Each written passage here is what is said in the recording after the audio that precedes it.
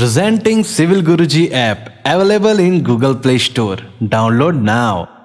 Hello engineers, मैं engineer and corporate trainer Syed Mohammad Talha एक बार फिर से आप सभी का स्वागत करता हूं आपके अपने पसंदीदा यूट्यूब चैनल सिविल गुरुजी में, जहां पे हम बात करते हैं सिविल इंजीनियर्स के बारे में। इंजीनियर्स, आज की इस वीडियो में हम लोग फिर से एक बार बात करने वाले हैं बार बेंडिंग शेड्यूल ऑफ स्टीरअप्स के बारे में।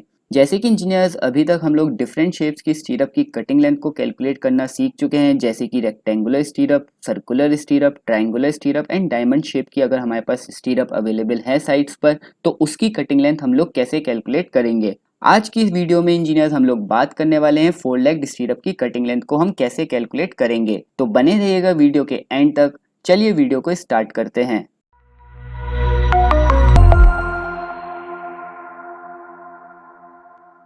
सो इंजीनियर्स, अगर बात करें कि मेरी स्ट्रक्चरल ड्राइंग में फोर लेग्ड स्टीरअप को कैसे रिप्रेजेंट किया जाएगा, तो वो जैसे कि इंजीनियर्स आप लोग राइट साइड वाली ड्राइंग में देख रहे हैं, सेम एज इट इज ऐसे ही आपको आपकी स्ट्रक्चरल ड्राइंग में फोर लेग्ड स्टीरअप की ड्राइंग प्रोवाइड की जाएगी। सो इंजीनियर्स, जैसे कि आप लोग यहाँ पर देख रहे हैं कि कॉलम का साइज कितना है, मेरे पास 250 mm क्रॉस 400 mm, और इसमें जो मेरे पास रीइंफोर्समेंट बार्स मैं यूज कर रहा हूँ कॉलम की, उसकी डिटेलिंग मेरे पास ऊपर गिवन है, जैसे कि 2-16 hash plus 1-12 hash on each face. मतलब कि इंजीनियर्स दो बार मुझे 16 mm की यूज करनी है और एक बार मुझे 12 mm डायामीटर की यूज करनी है हर एक फेस के ऊपर। जिस हिसाब से टोटल नंबर ऑफ बार्स मेरी कितनी हो जाएंगी इंजीनियर्स, 4 नंबर मेरी 16 mm की और 4 नंबर मेरी 12 mm की बार को मुझे यूज करना है इस कॉलम में। तो चलिए देखते हैं कि हम उसको कैसे प्लेस करेंगे हर एक फेस पर, अपनी 16 mm वाली बार और 12 mm वाली डायामीटर वाली बार को। सो इंजीनियर्स, अगर बात करें कि मेरे पास कॉलम में कितने फेस अवेलेबल हैं, तो जैसे कि इंजीनियर्स आप लोग यहाँ पर देख रहे हैं कि मेरे पास एक टॉप में फेस अवेलेबल है,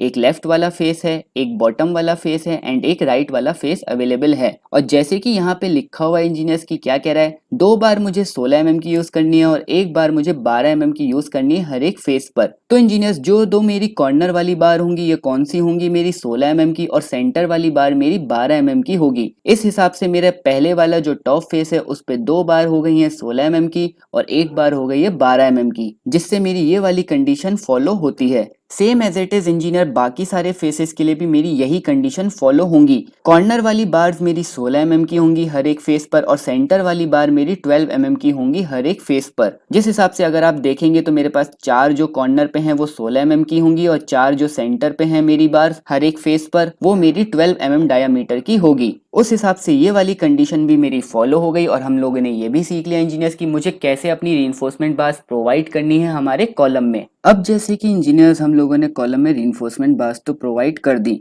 लेकिन इन रीइंफोर्समेंट बार्स को अपनी पोजीशन पे कौन रखेगा, हमारी स्टीरअप्स। तो चलिए देखते हैं इंजीनियर्स की इस स्टीरअप की कटिंग लेंथ हम लोग कैसे कैलकुलेट करेंगे। तो जैसे कि इंजीनियर्स आप लोग देख रहे हैं कि हमें सबसे पहले जरूरत क्या पड़ेगी कि मेरी डायामीटर कितनी है स्टीरअप्स की।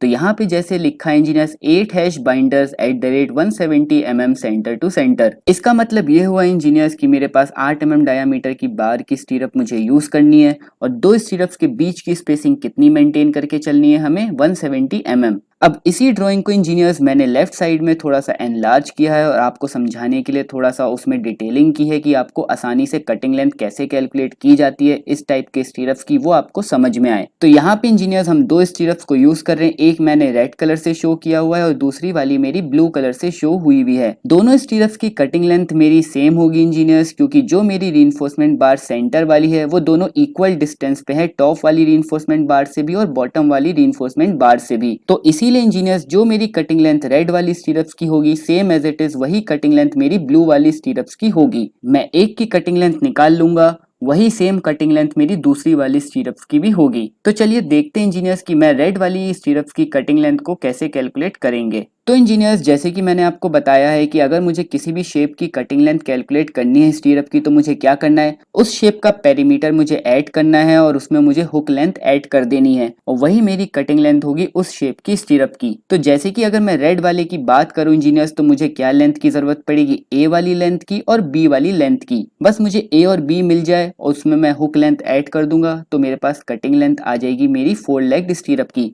तो चलिए इंजीनियर्स देखते हैं कि हम लोग ए को कैसे कैलकुलेट करते हैं और बी को भी। तो इंजीनियर्स जैसे कि आप लोग यहाँ पर देख रहे हैं ए क्या लिखा हुआ है, 250 -40 -40 -4 -4। Which is equals to 162 mm। Same as it is जैसे अभी तक हम लोग कैलकुलेट करते हुए आए हैं इंजीनियर्स, वही हमें वैसे ही कैलकुलेट करना है यहाँ पे। चलिए समझते हैं कि 162 mm कैसे आया। तो इंजीनियर्स जैसे कि मेरे पास ए के लिए ओवरऑल डिस्टेंस कितनी है 250 mm, और ए कहाँ से कहाँ तक है, रेड वाली स्टीरअप के सेंटर से लेके दूसरे वाली स्टीरअप के सेंटर तक के बीच की डिस्टेंस मेरे पास ए है। इसको कैलकुलेट करने के लिए मुझे क्या करना पड़ेगा इंजीनियर्स, 250 mm में से लेफ्ट साइड का कवर और राइट साइड का कवर माइनस करना पड़ेगा, और स्टीरअप के सेंटर तक जाने के लिए इंजीनियर्स मुझे लेफ्ट साइड का स्टीरअप का हाफ डायामीटर और राइट साइड वाले स्टीरअप का हाफ डायामीटर भी माइनस करना पड़ेगा अकॉर्डिंग टू IS 2502 1963। सो जब मैंने उसको सॉल्व किया इंजीनियर्स तो मेरे पास ए की लेंथ आ गई 162 mm। ए को समझना और उसको कैलकुलेट करना इंजीनियर्स बहुत ही सिंपल है। कहानी कहाँ पे आएगी इंजीनियर्स, बी को कैलकुलेट करते टाइम। सिर्फ इंजीनियर्स इसमें जो मेजर रोल है वो बी है। अगर मैं बी को कैलकुलेट करना सीख गया तो मैं 4 लेग्ड स्टीरअप की कटिंग लेंथ को सीख जाऊंगा आसानी से। तो इंजीनियर्स बी को कैलकुलेट करने के लिए क्या लिखा हुआ है engineers, 400 divided by 2 minus 40 minus 4 plus 6 plus 4 which is equals to 166 mm। चलिए देखते हैं इंजीनियर्स कि ये 166 mm कैसे बनी हमारी बी की लेंथ। तो बी की डिस्टेंस कहाँ से इंजीनियर्स, टॉप वाले रीइंफोर्समेंट के सेंटर से बॉटम वाले रीइंफोर्समेंट के सेंटर तक के बीच की डिस्टेंस मेरी बी है। इसको कैलकुलेट करने के लिए इंजीनियर्स मुझे क्या करना पड़ेगा, ये जो मेरे पास लेंथ है 400 mm, इसका मैं हाफ कर दूं तो मैं कहाँ तक पहुंच जाऊंगा, सेंटर वाली जो रीइंफोर्समेंट बार है मेरे कॉलम की उसके सेंटर पॉइंट तक मेरे पास लेंथ आ जाएगी अगर मैं हाफ कर दूंगा 400 को, जो मैंने यहाँ पे लिखा है 400 डिवाइडेड बाई 2। अब इंजीनियर्स ये वाली लेंथ मेरी कहाँ से कहाँ तक है, कॉलम के टॉप वाले फेस से लेके मेरी जो सेंटर वाली रीइंफोर्समेंट बार है उसके सेंटर तक के बीच की डिस्टेंस मेरे पास 400 डिवाइडेड बाई 2 है विच इज इक्वल्स टू 200। तो इंजीनियर्स मेरे पास ये वाली लेंथ तो 200 आ गई।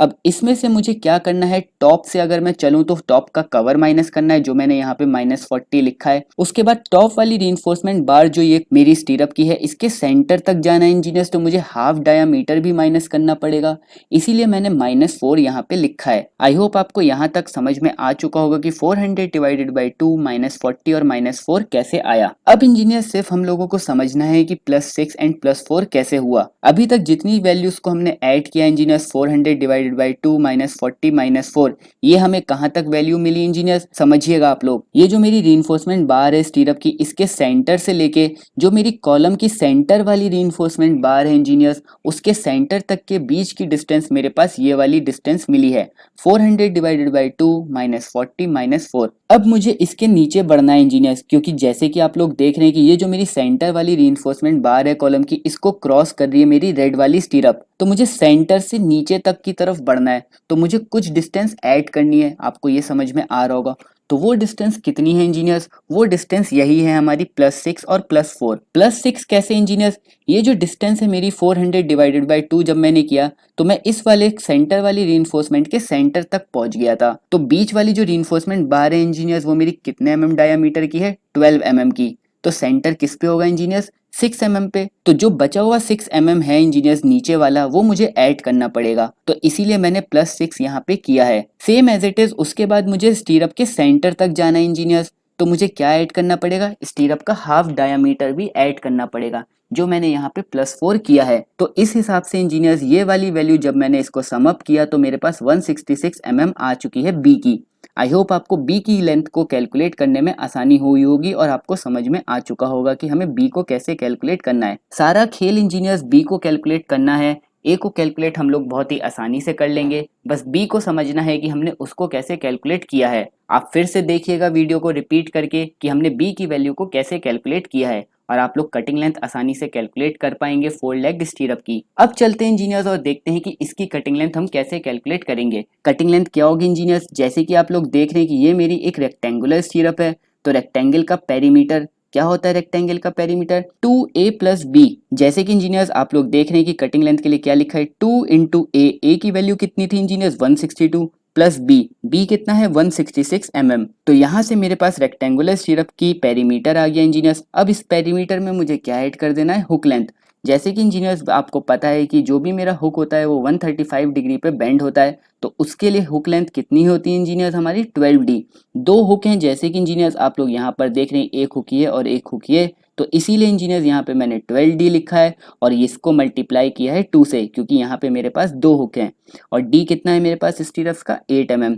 जब इंजीनियर्स इसको मैंने ओवरऑल सॉल्व किया तो मेरे पास कटिंग लेंथ आ गई मेरे स्टीरप की, जो आई मेरे पास 848 mm। ये स्टीरप की कटिंग लेंथ आई है मेरे भी रेड वाली की, सेम एज इट इज यही सेम कटिंग लेंथ होगी इंजीनियर्स मेरी ब्लू वाली की, क्योंकि जो मेरी सेंटर वाली रीइंफोर्समेंट बार है कॉलम की वो एग्जैक्ट सेंटर पे है, इसलिए जो कटिंग लेंथ मेरी रेड वाली की होगी वही कटिंग लेंथ मेरी ब्लू वाली की होगी। सो आई होप इंजीनियर्स आपको समझ में आ चुका होगा कि हम लोग 4 लेग स्टीरअप की कटिंग लेंथ को कैसे कैलकुलेट करते हैं। वीडियो पसंद आई हो तो वीडियो को लाइक करिएगा, चैनल को अगर अभी तक सब्सक्राइब नहीं किया है तो चैनल को जरूर सब्सक्राइब करिएगा और नोटिफिकेशन बेल आइकन को तो जरूर प्रेस करिएगा, जिससे फ्यूचर में आने वाली वीडियोस आप तक पहुंच सके। ये जो मैंने 4 लेग स्टीरअप की कटिंग लेंथ बनाई है इंजीनियर्स, ये आप ही के कहने के ऊपर बनाई है। आप ही ने मुझे कमेंट बॉक्स में बताया था कि आपको 4 लेग स्टीरअप के ऊपर कटिंग लेंथ चाहिए, कि हम उसकी कटिंग लेंथ को कैसे कैलकुलेट करते हैं। ऐसे ही आगे भी आप लोग इंजीनियर्स कमेंट में मुझे बताते रहिएगा कि आपको और किसके ऊपर बीबीएस कैलकुलेट करना सीखना है। मैं नेक्स्ट टॉपिक उसी वीडियो से रिलेटेड आपके लिए लेके आऊंगा। तब तक के लिए engineers thank you, keep learning, keep sharing.